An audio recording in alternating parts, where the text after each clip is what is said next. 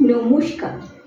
দশরূপে দশভুজার এক নতুন পর্ব নিয়ে আমি পাপিয়া চলে এসেছি তোমাদের সামনে। বন্ধুরা, আমি আজকে তোমাদের জন্য একটা রেসিপি পর্ব নিয়ে এসেছি। এটা আমার মানে মায়ের হাতের রেসিপি, মা দিদার কাছ থেকে শিখেছে এরকম। তো চলো, খুবই সাধারণ রান্না যদিও। এটা হচ্ছে একটা কলমি শাকের রেসিপি, তবে এক একজন তো এক একভাবে বানায়। তো আমি মার যে সিস্টেমে মা বানায় সেইটা তোমাদের দেখাবো। কলমি শাকের চচ্চড়ি, এটা কিন্তু সম্পূর্ণ নিরামিষ রেসিপি। চলো দেখাই। আচ্ছা দেখো, প্রথমেই লাগছে যেহেতু কলমি শাকের চচ্চড়ি, তার জন্য কলমি শাক তো লাগবে। এখানে আমি 2 আটি কলমি শাক ছোট ছোট করে কেটে নিয়েছি।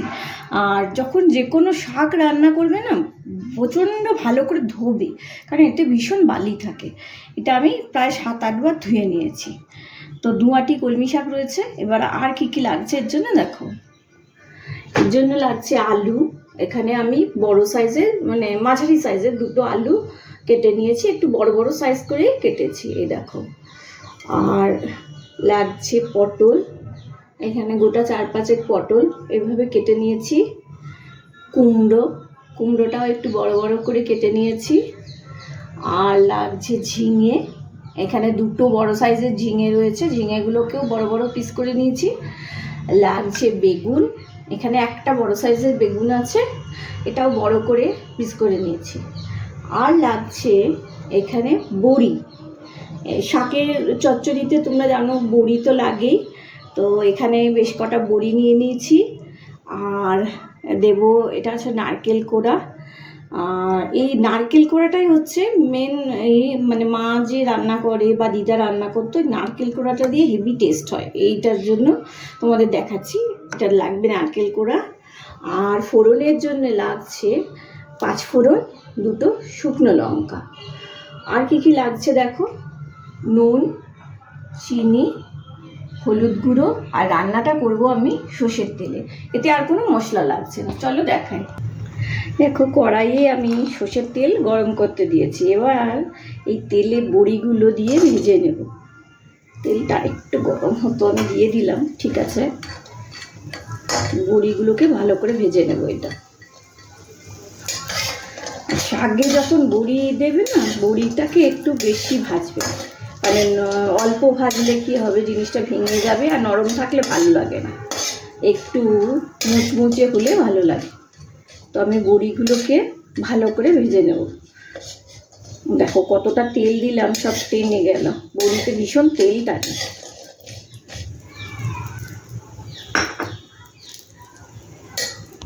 এই দেখো, এগুলো ভাজা হয়ে গেছে বেশ কড়া করে। এবার এগুলোকে তুলে নিচ্ছি আমি, এগুলো তুলে নিলাম। এবার কড়াইয়ে আমি আরেকটু সর্ষের তেল দেবো। তবে শাক তো, সবজিগুলো যেহেতু ভাজতে হবে একটু তেল লাগবে, নাহলে শাকে বেশি তেল লাগে না। এবার সর্ষের তেল দিলাম, দিয়ে এর মধ্যে 5 ফোড়নটা দিয়ে দেবো। 5 ফোড়নটা দিয়ে শুকনো লঙ্কা যে 2টো ছিল, শুকনো লঙ্কাটা দেবো, দিয়ে সাথে সাথে এই আলুটা দেবো, নাহলে ছিটতে থাকবে লঙ্কাটা। দিয়ে দিলাম, দিয়ে আলুগুলো দিয়ে দেবো। আমি আলুগুলো প্রথমে দিচ্ছি বন্ধুরা, কারণ আলু ভাজতে একটু টাইম লাগে। সেইখানে যতগুলো সবজি আছে তার মধ্যে আলুটাকে সবথেকে বেশি টাইম লাগে, তাই জন্য আলুটাকে আমি প্রথমে দিচ্ছি। আলুটাকে দিলাম। এবার তাকে একটু মিশিয়ে নিই।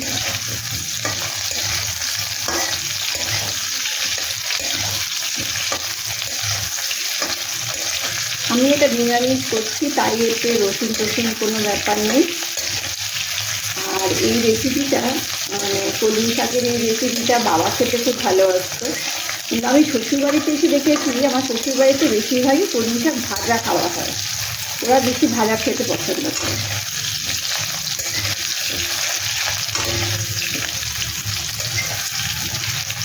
এইগুলোকে একটু ভালো করে ভাজবো আলুটাকে। এই দেখো, আলুটা অনেকটাই ভাজা ভাজা হয়ে গেছে। এবার এর মধ্যে পটলগুলো আর কুমড়োগুলো এর মধ্যে দিয়ে দেবো। দিয়ে আন্দাজ মতো নুন এর মধ্যে, আর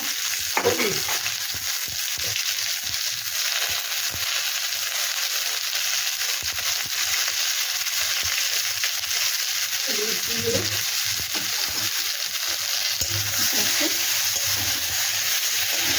ভাজবো।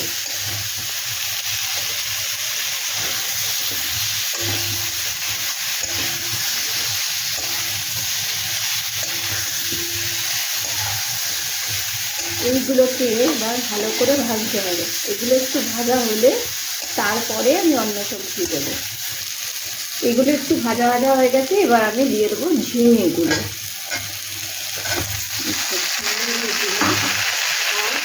আর বেগুন দিয়ে দিলাম। এবার এর মধ্যে অল্প একটু নুন আর হলুদ দিয়ে দিলাম। দিয়ে এগুলোকে নেড়ে 1-2 মিনিট নাড়বো, নেড়ে শাকগুলোকে দিয়ে দেবো।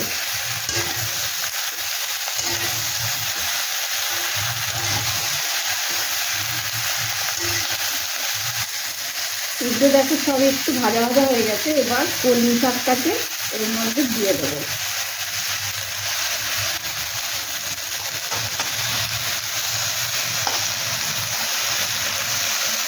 কলমি শাকটাকে দিয়ে দিলাম।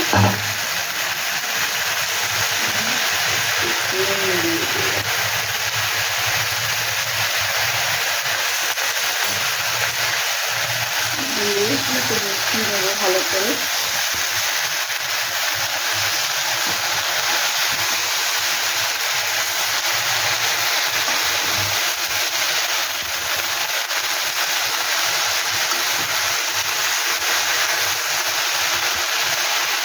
সেটা শাক দেখছি তো। এবার যখন সেদ্ধ হবে তখন দেখি শাকটা খুঁজেই পাওয়া যাবে না, শাক এত কমে যায়। এবার এটাকে কলমি শাকটাকে দিয়ে দিলাম। দিয়ে করবো কি, এই যে বড়িগুলো ছিল বড়িগুলো নিয়ে মধ্যে দিয়ে দিচ্ছি।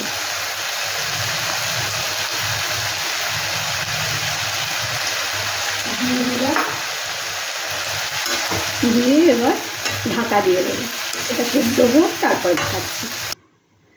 দেখো এবার ঢাকাগুলো রেখে ভালো করে সেদ্ধ হয়ে গেছে।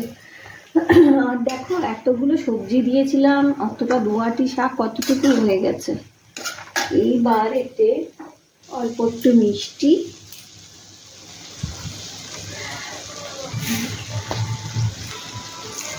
একটু চিনি দিয়ে দিলাম। আর এর মধ্যে দেবো এই যে নারকেল কোড়া রেখেছিলাম, নারকেল কোড়াটা ছড়িয়ে দেবো। দিয়ে একে ভালো করে মিশিয়ে নেব।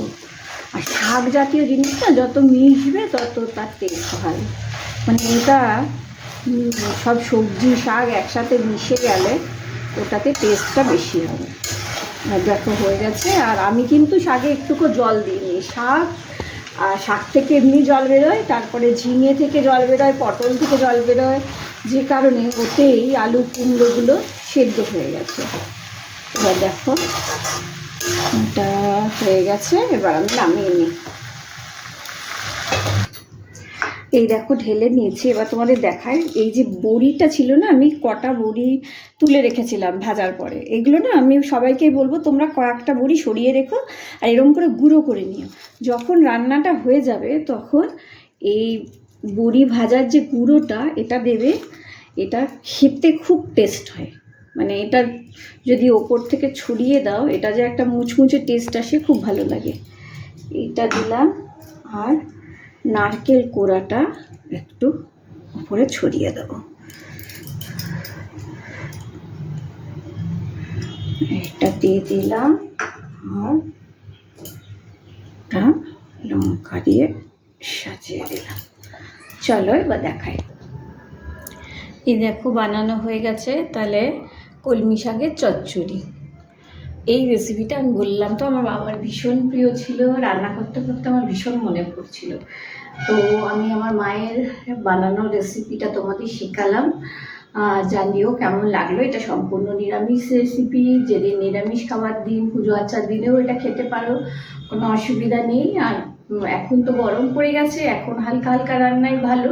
সেই জন্য আমি তোমাদের বলেছিলাম যে এখন আমি একটু গরমের উপযোগী রান্না দেখাবো, সেই জন্য এটা দেখালাম। আশা করি তোমাদের ভালো লাগবে। আর ভালো লাগলে লাইক করো, মিষ্টি মিষ্টি কমেন্টস করো, আর চেনা জানা বন্ধু বান্ধব আত্মীয় স্বজন সবার মধ্যে আমার ভিডিওটাকে ছড়িয়ে দিও।